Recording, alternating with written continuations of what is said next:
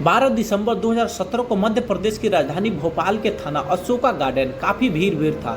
धीरे धीरे भीड़ बढ़ती ही जा रही थी। लोग यह जानने के लिए उस भीड़ का हिस्सा बनते जा रहे थे कि आखिर यहाँ हो क्या रहा है। लोगों को कुछ समझ में भी नहीं आ रहा था, इसीलिए वो एक दूसरे को सिर्फ देख रहे थे कि यहाँ हो क्या रहा है। इधर गुजरने वाला हर आदमी यह रुक कर देख रहा था कि इसकी वजह ये थी कि शायद माजरा उसकी समझ में आ जाए। जब उन लोगों को सच्चाई पता चली तो सब का सब हैरान रह गए। एक लड़की जिसकी उम्र 23 से 24 साल रही होगी, यह लड़की उस लड़के का गिरबान पकड़ रखी थी। सर, इसने मेरी जिंदगी बर्बाद कर दी, इसने मेरे साथ बहुत बड़ा धोखा किया है। इसके बाद उस लड़की ने थाना पुलिस को जो बताया, उसके अनुसार उस लड़के ने फर्जी आईपीएस अधिकारी बनकर उसे शादी का झांसा दिया था। काफी समय तक उसके साथ इज्जत के साथ खेलता रहा, उसके भरोसे के साथ खेलता रहा। यही नहीं, शादी करने के नाम पर उसने उससे लाखों रुपए लिए थे। लड़की को जब इसकी सच्चाई पता चली तो उसने वहां से भागने के चक्कर में था। तब तक लड़की ने घर वालों की मदद से उसे पकड़ लिया और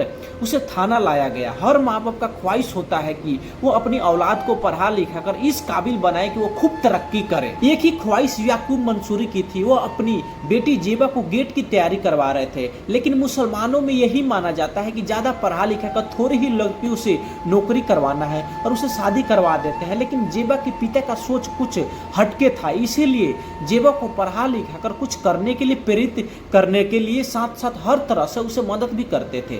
जेबा मंसूरी भी अपने पिता के सपने को साकार करने के लिए पूरी ईमानदारी से मेहनत करती थी। जेबा मंसूरी पढ़ने लिखने में काफी होशियार थी।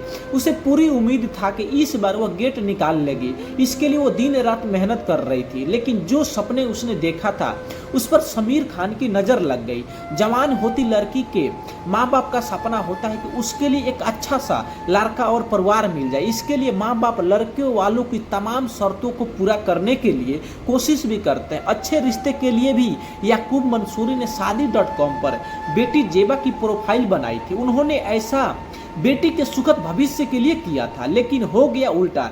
शायद इसीलिए जहां शादी का शहनाई बजनी थी वहां अब मातम पसरा हुआ है। जेबा प्रतियोगिता परीक्षा गेट की तैयारी कर रही थी। जवान होती बेटी की शादी के लिए पिता याकूब मंसूरी ने शादी.com पर प्रोफाइल पहले ही बना दी थी। शादी.com के जरिए शादी के लिए उसकी प्रोफाइल पर एक रिक्वेस्ट आई। रिक्वेस्ट में दिए मोबाइल नंबर पर याकूब अंसारी ने बात की। इस बातचीत से उसने अपना नाम समीर खान बताया। उसने बताया कि वो चेन्नई में सीबीआई में बतौर अंडरकवर डीएसपी नौकरी करता है। याकूब ने उसके घर वालों से बात करने की इच्छा जाहिर की तो उसने अपने पिताजी अनवर खान का नंबर दे दिया। अनवर खान से समीर खान से जानकारी ली गई तो पता चलता है कि वह सीबीआई में अंडरकवर डीएसपी है। फिलहाल उसकी अभी पोस्टिंग चेन्नई में है। इसके बाद समीर खान से याकूब मंसूरी से जेबा का नंबर मांग लिया गया। वह उससे बात करेगा। अगर जेबा उसको पसंद आ गई तो उससे वो जल्द ही शादी कर लेगा। उसके बाद उसका पिताजी जेबा का नंबर भी दे देते हैं उसको। अगले अक्टूबर के महीने में जेबा के नंबर पर फोन आता है। दोनों में काफी देर बात होती है। दोनों ने एक दूसरे के बारे में अपने अपने बातें करते हैं। उसके बाद जेबा अपने परिवार के बारे में बताती है। फिर समीर खान भी अपने परिवार के बारे में बताता है, बहुत चढ़ा चढ़ा कर, जिससे जेबा इसकी बातों में फंसती जा रही थी और ऐसे फंसती जा रही थी कि कभी उससे निकल भी नहीं सकती है। अब अक्सर इन दोनों के बातें होने लगता है, कभी वीडियो कॉल पर तो कभी व्हाट्सएप पर बातें होते रहता था। ऐसे में ही एक दिन समीर खान ने भोपाल आकर जेबा से मिलने की ख्वाहिश जाहिर की, जिससे जेबा माना भी नहीं कर सकती। समीर खान को भोपाल आने की खुशी से जेबा बहुत खुश थी, तो दूसरे तरफ उसको बहुत डर भी लग रहा था। फोन पे बातें करना अलग बात होती है और आमने सामने मिलना वो अलग बात है, लेकिन शादी का मामला था, इसीलिए जेबा ने उससे मिलना उचित समझा। वो समीर को लेने भोपाल स्टेशन पर पहुंच गई। यह 22 नवंबर 2017 की बात है। दोनों ने एक दूसरे को देखा तो पहले ही नजर में पसंद कर लिए दोनों ने।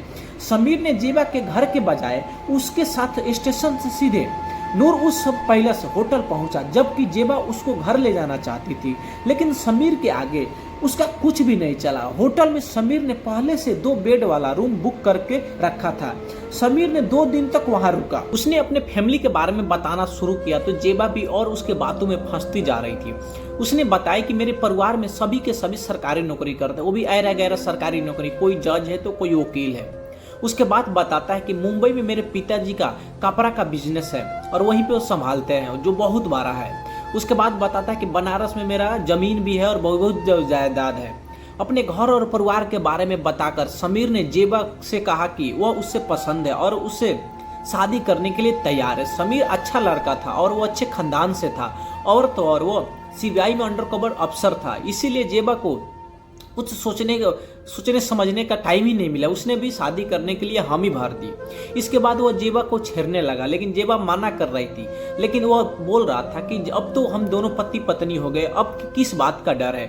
इसलिए समीर ने सभी हदें पार करके उसके साथ शारीरिक संबंध बनाया। जेबा भी उसकी बहकाओं में आकर ऐसी दलदल में फंसती जा रही थी जहां से आम लड़की को निकलना मुश्किल ही नहीं नामुमकिन हो जाता है। भोपाल में 2 दिन रुकने के बाद समीर ने कहा कि ऑफिशियल काम से उसे दिल्ली जाना पड़ेगा। इससे जेबा को ऐसा लगा कि सीबीआई अफसर है, हो सकता है काम हो जरूरी होगा। दिल्ली जाने के बाद समीर ने उसे फोन किया और डरते हुए बताया कि मैं भोपाल जो आपसे मिलने आया था, मेरी माँ और पापा को जानकारी हो गया है, इसीलिए वो मुझसे नाराज है। जेबा भी डर जाती है, अब उसको कुछ समझ में नहीं आ रहा था। उसके बाद फिर समीर बोलता है कि भोपाल रुकने का जानकारी सिर्फ मेरे माँ बाप को है और भोपाल में किसी को नहीं है। उसके बाद बोलता है कि आप टेंशन मत लो, मैं अपना मम्मी पापा को कैसे मनाना है मुझको पता है। फिर समीर कहता है कि मैं 2 दिन बाद फिर भोपाल आ रहा हूँ, और फिर समीर भोपाल आ जाता है और फिर होटल में चला जाता है। लेकिन इस बार जेबा होटल में नहीं रुकते और वो आकर डेली मिलकर चली जाती थी। फिर समीर को दबाव के डालने के बाद जेबा भी रुकती है, और एक बार तो संबंध पहले ही बन चुका था, तो अब ये सिलसिला कहाँ रुकने वाला है। तो फिर समीर ने संबंध बना लेता है, लेकिन इस बार जेबा की इरादा कुछ और है। समीर ने उस होटल में ही काजी को बुला लिया और उनके सामने निकाह कर लिया और बोलता है कि मैं जेबा को बीबी मानता हूँ, लेकिन इस निकाह का लिखित कागजात कोई नहीं था। इतने दिनों तक होटल में साथ रुकने के बाद जेबा समीर को अपनी मम्मी पापा से मिलवाने के लिए सागर ले गई, जहाँ मरकनोनिया सागर में उसका पुश्तौनी मकान था।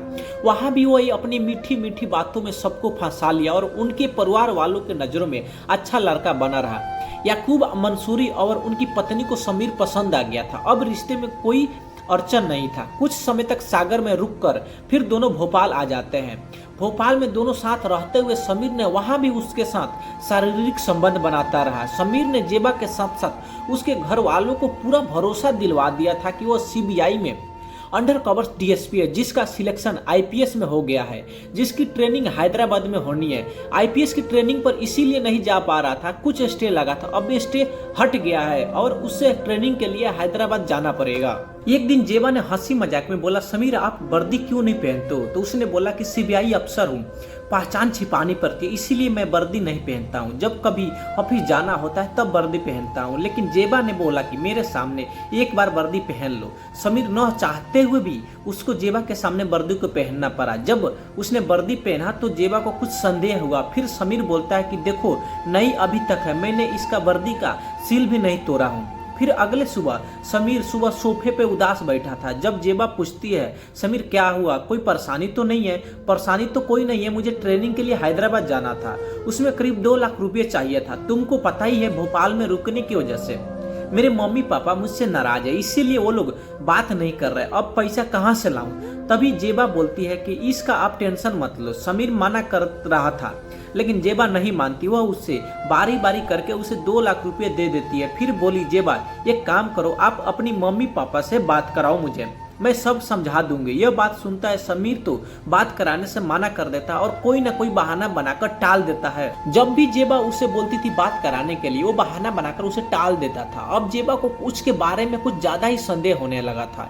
इसीलिए जेबा ने अपने पापा को बोलती है कि पता लगाइए कि समीर का घर और उसके माता पिताजी के बारे में। जब उसके बारे में पिताजी पता लगाते हैं तो सब कुछ समीर के बारे में पर्दाफाश हो जाता है। समीर तो बनारस का रहने वाला था ही, लेकिन उसका बनारस में टूटी फूटी झोपड़ी थी। बल्कि उसने बताया था कि बनारस में उसका बहुत बड़ा जमीन और जायदाद है और उसका पिताजी मुंबई की सड़क के किनारे कपड़ा बेचते थे। बल्कि समीर ने बताया था कि मुंबई में उसके पिताजी का बहुत बड़ा कपड़ा का बिजनेसमैन है।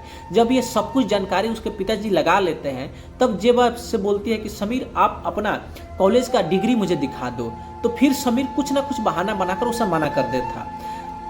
अब समीर को पता चल गया था कि अब मेरा खेल खत्म हो गया, इसीलिए वो घर से भागने के चक्कर में था। तभी जेबा ने समीर से बोलती है कि समीर, तुम्हारा असलियत मैं जान चुकी हूँ, अब मैं तुम्हें पुलिस के हवाले करूंगी जिससे तुम्हारी जिंदगी जेल में कटेगी। समीर भी डर गया, लेकिन फिर भी समीर ने धमकी देते हुए बोला कि अगर किसी ने पुलिस को सूचना दिया तो मैं सबको जान से मार दूंगा। लेकिन समीर की धमकी से ना तो जेबा डरी और ना ही उसके पिता याकूब मंसूरी डरे। फिर अपने दोस्तों की मदद से समीर को पकड़ लिया गया और थाना अशोका गार्डन में ले गए, जहां खुद को वो पुलिस अधिकारी होने का भरोसा दिलाता रहा और वादा करता रहा कि वो जेबा से ही शादी करेगा। लेकिन शादी का झांसा देकर शारीरिक शोषण करने के साथ साथ लाखों रुपए का चूना लगाने वाला समीर की असलियत की पता चल गई थी, इसीलिए उसने उसकी किसी भी बात पर भरोसा नहीं किया। मामले की नजाकत को भांपते हुए अशोका गार्डन पुलिस ने समीर को तुरंत हिरासत में ले लिया। फिर जब पुलिस ने उससे पूछताछ की तो फिर भी सीबीआई अफसर होने का दावा कर रहा था। जब पुलिस ने सख्ती से पूछताछ शुरू किया तो उसने सब कुछ उगोल दिया। फिर पुलिस ने उसके बारे में पता लगाया तो ये भी जानकारी मिलती है कि पंजाब में जो उसने धोखाधड़ी किया था उसमें उसने 40 से 50 लाख रुपए की चूना लगाया था, लेकिन कहीं से भी किसी भी एंगल से नहीं लगता था कि इतना पैसा इसके पास होगा।